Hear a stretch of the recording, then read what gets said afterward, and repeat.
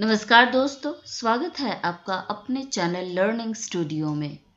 Learning studio में आज हम जानेंगे हिंदी के प्रमुख सूफी कवि और उनके काव्यों के बारे में।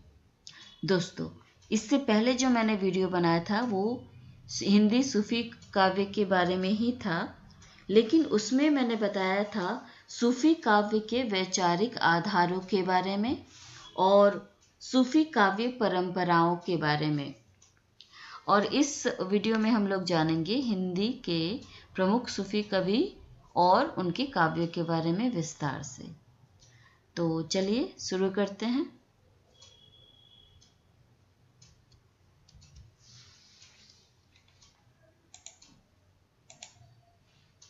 दोस्तों, लौकिक प्रेम कथाओं की परंपरा भी सूफी काव्य के समानांतर चलती रहती है। लौकिक प्रेम कथाओं की परंपरा सूफी काव्य के समानांतर, मतलब ये सूफी काव्य और लौकिक प्रेम कथाएं ये दोनों समानांतर चलती रहती हैं। ईश्वर दास की सत्यवती कथा को इसी परंपरा में माना जाना चाहिए।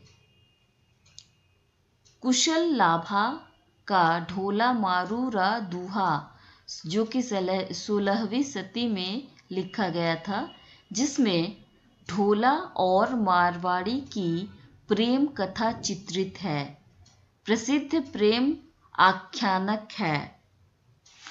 कुशल लाभ की ही दूसरी रचना माधवानल कामंदकदल है। दोस्तों, जो भी महत्वपूर्ण वाक्य हैं उसका कलर मैंने चेंज कर दिया है ताकि ये आपके दिमाग में अच्छी तरह से बैठ जाए और आपको पता चले कि इसको अच्छी तरह से याद कर लेना है, क्योंकि ये परीक्षाओं में शॉर्ट क्वेश्चन में पूछे जाते हैं। सूफी काव्य के साथ साथ शुद्ध लौकिक प्रेम आख्यानों की परंपरा भी चलती रही।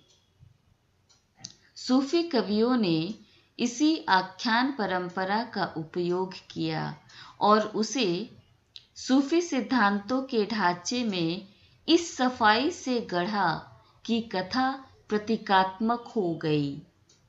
प्रतीकात्मकता में दोहरापन होता है, वह प्रस्तुत और अप्रस्तुत दोनों अर्थ देती है।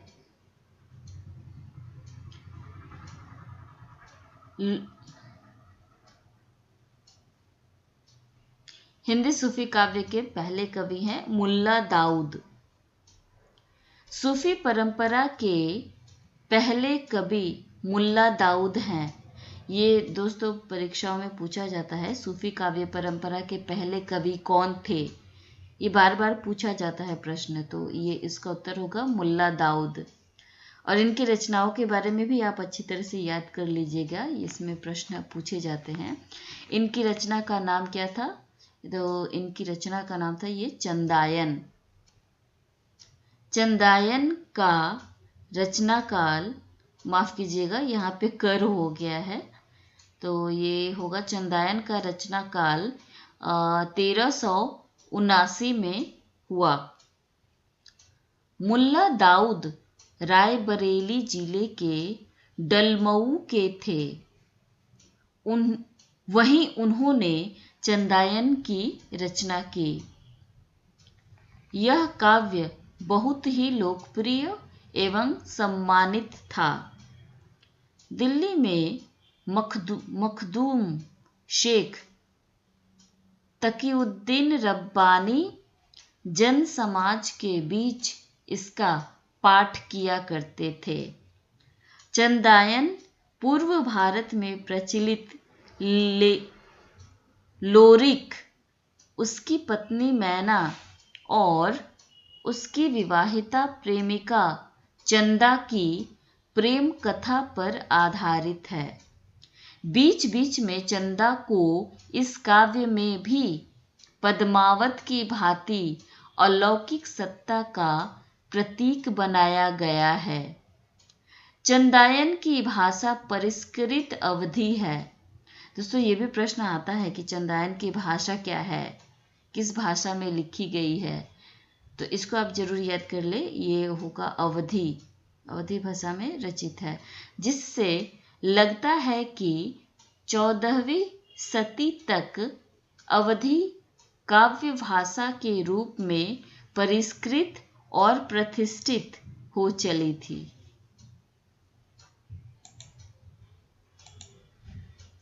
दूसरे कवि हैं कुतुबन। इनका समय 1567 से 1698 तक माना जाता है। कुतुबन ने मिर्गावत की रचना की 9009 हिजारी अर्थात 1503 से 1504 में की थी। ये सोहारवर्दी पंथ के ज्ञाता होते हैं। पंडित रामचंद्र शुक्ल के अनुसार ये जौनपुर के बादशाह हुसैन शाह के आश्रित थे, मतलब उनके आश्रय में रहते थे। मिर्गावत में नायक मृगी रूपी नायिका पर मोहित हो जाता है और उसकी खोज में निकल पड़ता है। अंत में शिकार खेलते समय सिंह के द्वारा मारा जाता है। यह रचना अनेक कथानक रूढ़ियों से युक्त है। इसकी भाषा प्रवाहमयी है। अगले सूफी कवि हैं मलिक मोहम्मद जायसी। ये बहुत ही महत्वपूर्ण कवि हैं। इनका जो समय है वो 1492 से 1542 ईस्वी तक माना जाता है। हिंदी में सूफी काव्य परंपरा के श्रेष्ठ कवि मलिक मोहम्मद जायसी हैं। दोस्तों, ये प्रश्न आता है, परीक्षाओं में पूछा जाता है कि सूफी काव्य परंपरा के सर्वश्रेष्ठ कवि कौन थे। ठीक है, तो ये इसका उत्तर होगा मोहम्मद जायसी। और सूफी काव्य के प्रथम कवि कौन है? इसके पहले जो हम लोगों ने पढ़ा, मुल्ला दाऊद सूफी काव्य के पहले कवि हैं और मलिक मोहम्मद जायसी सूफी काव्य परंपरा के श्रेष्ठ कवि हैं। ये अमेठी के निकट जायस के रहने वाले थे, इसीलिए उन्हें जायसी कहा जाता है। पंडित रामचंद्र शुक्ल ने लिखा है कि जायसी अपने समय के सिद्ध फकीरों में गिने जाते थे। अमेठी के राजघराने में इनका बहुत मान था। इनकी 3 रचनाएं उपलब्ध है: अखरावट, आखिरी कलाम और पद्मावत। ये बहुत ही महत्वपूर्ण है दोस्तों, इसको आप जरूर याद कर लीजिएगा। मोहम्मद जायसी की ये 3 रचनाएं, अखरावट, आखिरी कलाम और पद्मावत। पद्मावत बहुत ही महत्वपूर्ण रचना है उनकी, और पद्मावत से ही इन्हें ख्याति मिली। अखरावट में देवनागरी वर्णमाला के एक एक अक्षर को लेकर सैद्धांतिक बातें कही गई है। आखिरी कलाम में कयामत का वर्णन है। कवि के यश का आधार है पद्मावत। जैसे कि पहले ही मैंने आपको कहा कि पद्मावत मलिक मोहम्मद जायसी की प्रसिद्ध रचना है और इसी से उन्हें ख्याति मिली, इसी से उन्हें सुप्रसिद्धि मिली। इनकी रचना कवि ने 1520 के आसपास की थी।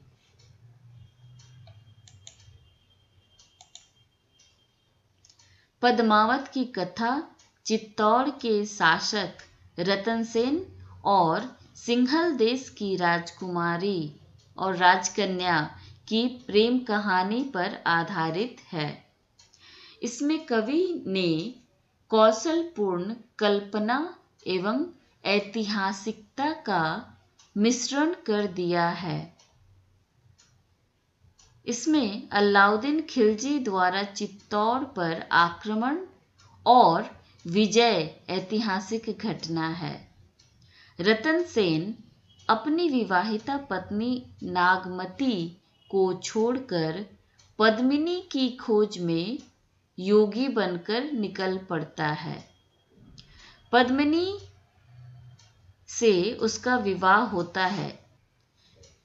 किसी व्यक्ति ने रतन सेन को पद्मिनी के अपूर्व सुंदरता के बारे में बताया था और उसी सुंदरता का वर्णन सुनकर रतन सेन बिना देखे ही उसके पीछे पागल हो गए थे और उसे पाने का भरसक प्रयत्न किया और उन्होंने ढूंढकर पद्मिनी से उनका विवाह भी होता है। ठीक है। राघव चेतन नामक पंडित पद्मिनी के रूप की प्रशंसा अलाउद्दीन से करता है। अलाउद्दीन छल से रतन सेन को पकड़कर दिल्ली ले आता है। गोरा बादल वीरता पूर्वक रतन सेन को छुड़ा लेता है।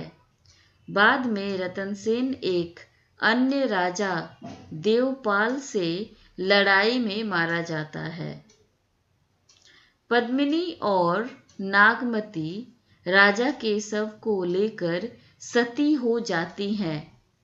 पहले दोस्तों ऐसा होता था कि कोई भी स्त्री का विवाहिता स्त्री का अगर पति मर जाता था तो उनकी जो पत्नियां होती थी पत्नी या फिर पत्नियां, पहले तो बहुत सारी पत्नियों का चलन था, तो उनके मृत्यु के पश्चात वो भी जिस चिता में जलते थे उसी चिता में उन्हें भी जला दिया जाता था या फिर वो खुद भी स्वयं जल जाती थी, मतलब आत्मदाह कर लेती थी।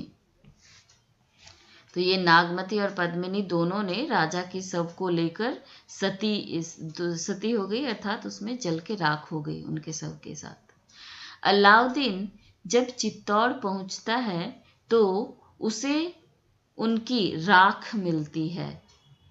अलाउद्दीन जो कि सुना था पद्मिनी के रूप सौंदर्य के बारे में और इसीलिए वह पद्मिनी को पाना चाहता था, परंतु पद्मिनी तो सती हो जाती है और इसीलिए उसे चित्तौड़ पहुंचने के बाद उसकी राख मिलती है। पद्मावत में नगर वर्णन, ऋतु वर्णन, 12 मासा नखशिख वर्णन केवल रूढ़ी पालन के रूप में नहीं मिलता है। उसमें कवि की कल्पना सहृदय के सहारे मार्मिक एवं करुण दृश्य विधान खड़ा करती है। पद्मावत में प्रकृति का प्रतीकात्मक उपयोग है, परंतु वह अपना स्वतंत्र व्यक्तित्व भी रखती है। पद्मावत में हठ योग, कुंडलिनी योग एवं रसायन साधना का प्रभाव है। वैष्णव निरीहता और अहिंसा का भी संदेश है। हिंदू पौराणिक पात्रों का उल्लेख कहीं कहीं संस्कारी मानसिकता के अनुकूल नहीं है।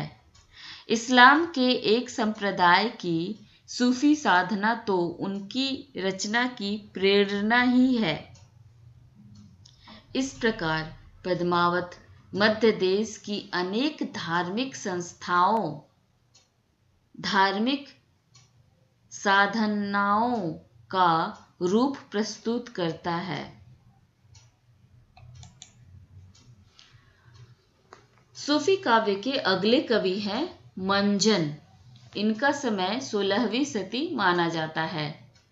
मंजन ने 1545 में मधुमालती की रचना की। ये और एक महत्वपूर्ण रचना है, इसको आप जरूर याद कर लें।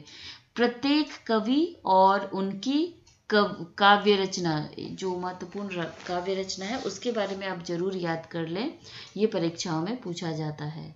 ठीक है, प्रत्येक कवि की कोई ना कोई रचना है और ये उनका साल किस साल में ये लिखा गया था, ये भी बहुत महत्वपूर्ण है, ये भी पूछा जाता है, तो इसको आप जरूर याद कर लें।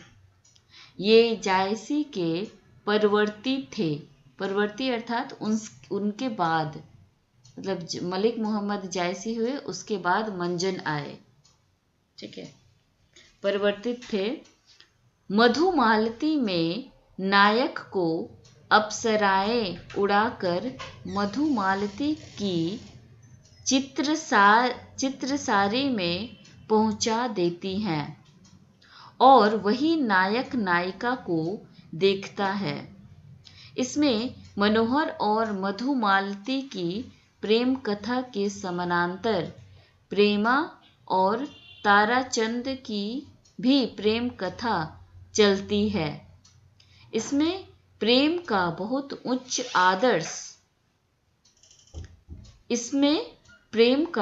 उच्च आदर्श सामने रखा गया है।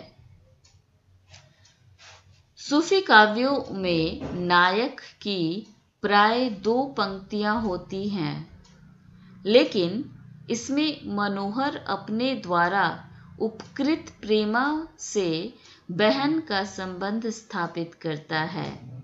इसमें जन्म जन्मांतर के बीच प्रेम की अखंडता प्रकट की गई है।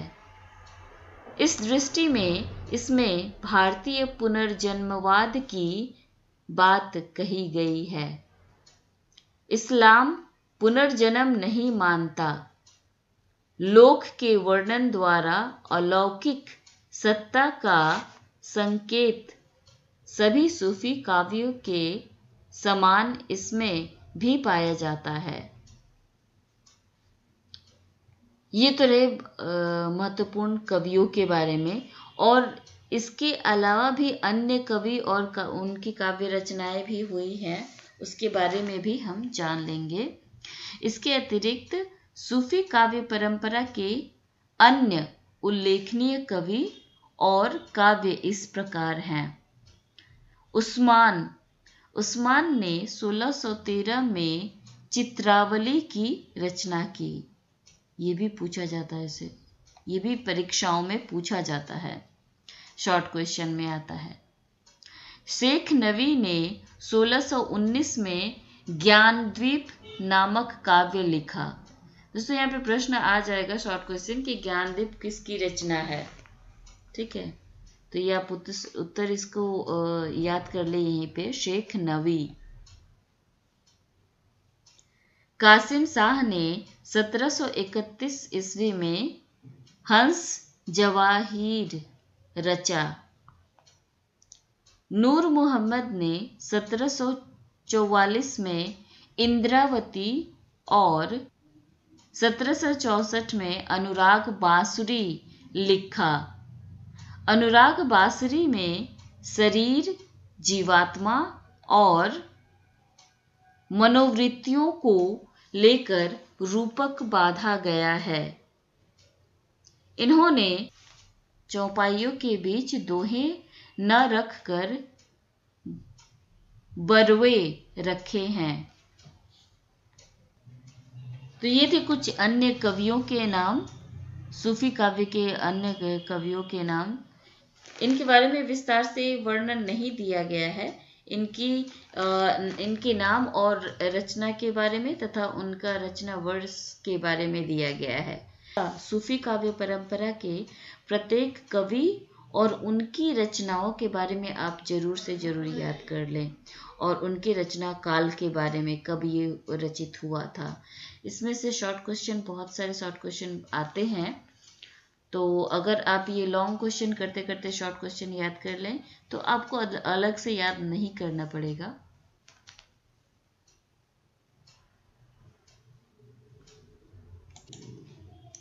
ठीक है, तो दोस्तों ये थी जानकारी हिंदी सूफी काव्य के कवियों और उनके रचनाओं के बारे में। और इसमें मैंने कोशिश किया है कि ज़्यादा से ज़्यादा इस टॉपिक से रिलेटेड आपको ज़्यादा से ज़्यादा जानकारी दे सकूं। उम्मीद करती हूँ कि मैंने सारा कवर किया है, और आपको ये जानकारी अच्छी लगी होंगी। अगर अच्छी लगी है तो आप इसे लाइक एंड सब्सक्राइब ज़रूर करें। और इस टॉपिक से रिलेटेड आपका कोई प्रश्न हो या फिर सुझाव हो तो आप मुझे नीचे कमेंट बॉक्स में दे सकते हैं। तो मिलते हैं अगले वीडियो में। अगला वीडियो मैं लेके आऊँगी। अगले वीडियो में हम लोग सूफी काव्य के बारे में ही पढ़ेंगे और वो होगा आपका सूफी काव्य की प्रमुख विशेषताओं के बारे में। ठीक है, तो मिलते हैं अगले वीडियो में। तब तक के लिए धन्यवाद।